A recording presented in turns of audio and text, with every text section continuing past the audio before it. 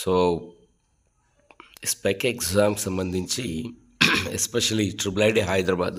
So చాలామంది questions అడుగుతున్నారు, sir ఈ ఎగ్జామ్ నోటిఫికేషన్ ఎప్పుడు, అలాగే మనకు ఎగ్జామ్ ప్యాటర్న్ ఎలా ఉంటుంది, నెగిటివ్ మార్క్స్ అంటున్నారు, అసలు ఏంటి, నోటిఫికేషన్ ఎప్పుడు ఉంది, అలాగే ఇంపార్టెంట్ డేట్స్. సో కంప్లీట్గా ఈ వీడియోలో మనం ఫుల్ డీటెయిల్స్ అయితే డిస్కస్ చేస్తాం. సో బేసిక్గా ఈ triple ID Hyderabad spec exam అనేది ఎవరికి, యాజ్ వెల్ యాజ్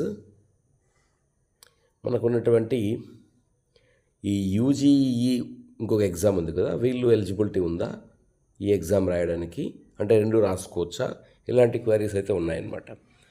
సో బేసిక్గా నేనేం చెప్తానంటే, ఇక్కడ మనకు ఈ స్పెక్ ఎగ్జామ్కి సంబంధించి ఎవరు ఎలిజిబుల్ అనేది చూస్తే, ఎస్ ట్రిపుల్ ఐడి హైదరాబాద్లో స్పెక్ ఎగ్జామ్కి ఎలిజిబిలిటీ ఏంటంటే 12th క్లాస్ ఫైనల్ ఇయర్ కావచ్చు. If you're eligible, if you have passed 12th class or equivalent the year by 2025. For example మీరు 2025లో ఎగ్జామ్ రాయాలి కాబట్టి 2025లో పాస్ అయితే చాలు, లేదా ఆల్రెడీ మీరు పాస్ అయిన వాళ్ళు కూడా మీకు ఎలిజిబిలిటీ ఉంటుందన్నమాట. సో అందులో ఏంటంటే మరి ఎవరు ఎలిజిబుల్ అంటే, లైక్ ఎంపీసీ అనేది ఖచ్చితంగా చదివి ఉండాలి. అట్ ద సేమ్ టైం ఏంటంటే, you are currently enrolled in 4th semester of the 6 year integrated BTech. అంటే ఎస్పెషల్లీ ఇది 10th క్లాస్ తర్వాత, అంటే లైక్ ఎవరికి ఆర్జీకేటీ స్టూడెంట్స్కి ఎలిజిబుల్, అలాగే జవహర్ నవోదయ ఉన్నటువంటి స్టూడెంట్స్ 6 to 12 ఎవరైతే ఉన్నారో వాళ్ళకి ఎలిజిబుల్, అలాగే ఈ ఉదాన్ స్కీమ్ కింద సిబిఎస్ఈలో చదువుతున్నటువంటి గర్ల్స్ స్టూడెంట్స్కి ఎలిజిబుల్ అనమాట.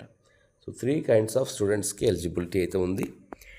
బట్ ఎవరికి ఎలిజిబిలిటీ లేదు అంటే, candidates applying through UGWE mode are not eligible. అంటే యూజీడబ్ల్ఈ అనేది ఇంకొక ప్రొసీజర్ ఉంది అడ్మిషన్స్ ట్రిపుల్ ఐడి హైదరాబాద్కి. సో ఎవరైతే దీనికి అప్లై చేస్తారో వాళ్ళు స్పెక్ ఎగ్జామ్కి అయితే రాయడానికి లేదనమాట. ఓకే, సో మరి ఎన్ని సీట్లు ఉన్నాయి, ఎగ్జామ్ ప్యాటర్ను ఎలా అనేది మనం చూస్తే, ఎగ్జామ్ అనేది ఆన్లైన్లో ఉంటుంది. సో ఎస్, ప్రీవియస్గా అయితే నెగిటివ్ మార్క్స్ లేవు, బట్ ఈసారి నెగిటివ్ మార్క్స్ మనకు 2024 నుంచి ఇంట్రడ్యూస్ చేశారు. స్పెక్ ఎగ్జామ్ అనేది 1 hour టైం ఉంటుంది. సో 25% నెగిటివ్ మార్క్ అనేది 2024 నుంచి అయితే ఉందన్నమాట, అంతకుముందు లేదు. సో ఇందులో మెజారిటీ ఆఫ్ ద క్వశ్చన్స్ మనకు మ్యాథమెటిక్స్, ఫిజిక్స్ అండ్ కెమిస్ట్రీలో ఉంటాయి. సబ్జెక్ట్ వైజ్ మళ్ళీ మారుతాయి. వెయిటేజ్కి వచ్చేసరికి ఈక్వల్గా అయితే ఉండదు. So like you have mathematics and physics కొద్దిగా ఎక్కువ వెయిటేజ్ ఉంటుంది రిలేటెడ్ టు కెమిస్ట్రీతో పోల్చినప్పుడు. సో వీటిలో ఏంటంటే మీకు వీటికి సంబంధించి మనకు జేఈ లెవెల్లో, అలాగే మీకు స్పెక్కి, అలాగే డిఫరెంట్ ఉన్నటువంటి కాంపిటేటివ్ ఎగ్జామ్స్ కంటే కూడా ఉపయోగపడే విధంగా మనం క్లాసెస్ అన్నవి కూడా మీకు కావాలనుకుంటే మీరు డిస్క్రిప్షన్లో ఉన్నటువంటి డీటెయిల్స్కి ఒకసారి మీరు చూడండి. సో జనరల్గా ఎగ్జామ్ అనేది, డేట్ ఆఫ్ ఎగ్జామ్ అనేది మీకు 1st week ఆఫ్ మేలో ఉంటుంది, అంటే 2025లో ఉంటుంది. If you are writing 2025 or if you are writing 2026 మీకు 1st week ఆఫ్ 2026లో ఉంటుందన్నమాట, May 26లో. సో జనరల్గా 1 hour టైమే ఉంటుంది. So different exams in centres మీకు అవైలబిలిటీ ఉంటుంది. నేను ఇది మీకు like I will provide a link. So accordingly మీరు ఒకసారి చెక్ చేసుకోండి. మరి నెంబర్ ఆఫ్ సీట్స్ అన్నప్పుడు, నెంబర్ ఆఫ్ సీట్స్ వచ్చేసరికి మీకు ఈసీఈకి 15 seats, కంప్యూటర్ సైన్స్కి 15 seats ఉంటాయన్నమాట. సో హై కాంపిటీషన్ ఉంటుంది. సో మీరు లైక్ నార్మల్గా మీరు జేఈ మెయిన్స్కు లెవెల్లో అదే స్టాండర్డ్ ఎగ్జామ్ ఉంటుందని కూడా కొంతమంది అడుగుతున్నారు. So maybe JEE level standard అనేది ప్రీవియస్గా పోల్చినప్పుడు మనకు కొద్దిగా నెగిటివ్ మార్క్స్ లేదు కాబట్టి తక్కువ అని చెప్పాలి. బట్ ఇప్పుడు నెగిటివ్ మార్క్స్ అనేది ఉంది కాబట్టి జేఈ లెవెల్కు ఆల్మోస్ట్ ఈక్వల్గానే ఉంటుంది. So generally date of exams అంటే మనకు ఇది ప్రీవియస్ ఇయర్ నోటిఫికేషన్ కాబట్టి మనకు ఫిబ్రవరిలో నోటిఫికేషన్ వస్తే మీకు ఎగ్జామ్ అన్నది మేలో ఉంటుంది. తర్వాత మీకు ఇంటర్వ్యూస్ కూడా ఉంటాయి, మేలోనే ఇంటర్వ్యూస్ ఉంటాయి. సో ఇక్కడ ఏంటంటే మే లాస్ట్ వీక్లో ఉంటుంది. సో కాబట్టి ఏంటంటే మీరు ప్లాన్ ఆఫ్ ప్రిపరేషన్ ఖచ్చితంగా వేసుకోవాలి. సో ఎస్పెషల్లీ ఏంటంటే తర్వాత ఇంకా నేను ఫుల్ డీటెయిల్స్ అనేవి మళ్ళీ మీకైతే నేను అప్డేట్ చేస్తాను.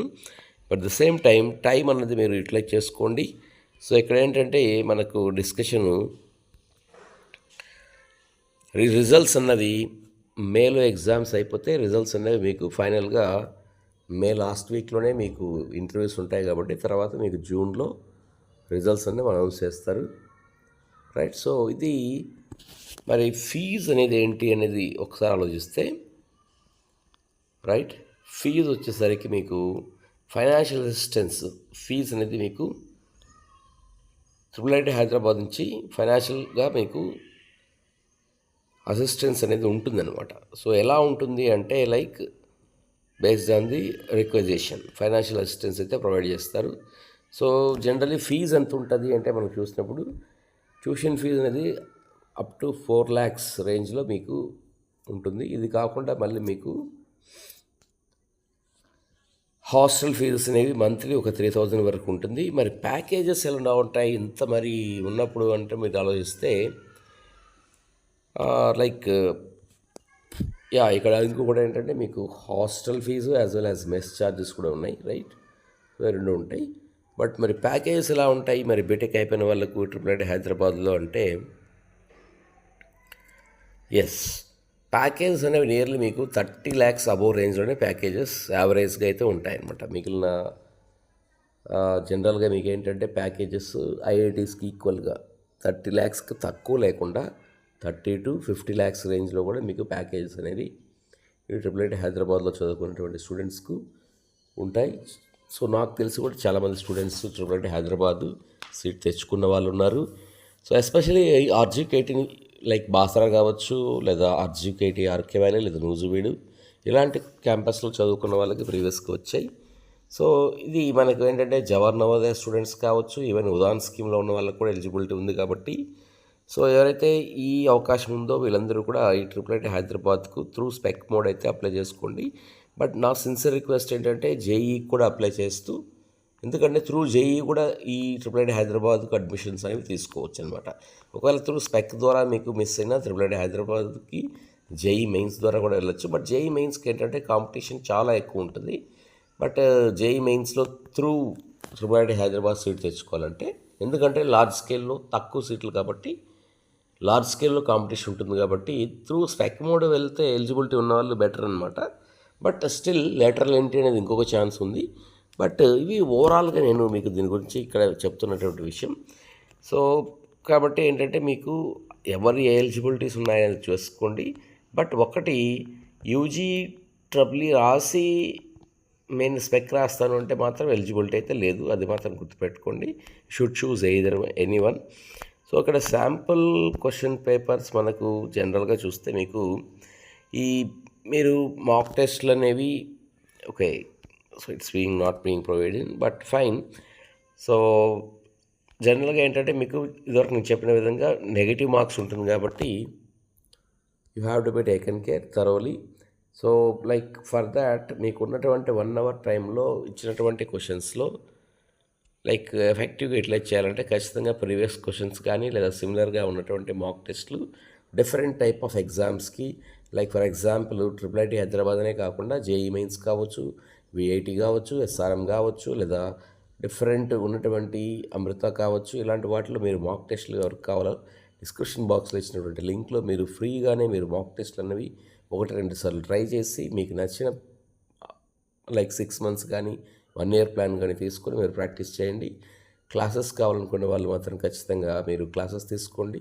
ఇంకేదైనా డౌట్స్ ఉంటే మాత్రం మళ్ళీ మీరు కమెంట్ బాక్స్లో కానీ లేదా గూగుల్ ఫామ్లో కానీ మీరు ఫిల్ చేస్తే will provide you complete details about the IIIT Hyderabad. Okay. And one more is that ఈ అప్లికేషన్ ప్రాసెస్ అనేది జనరల్గా వేరీ అవుతుంటుంది. వన్స్ ఇది నేను వచ్చిన తర్వాత మళ్ళీ అప్డేట్ చేస్తాను. 600 అనేది ఇట్స్ నాన్ రిఫండబుల్, రైట్.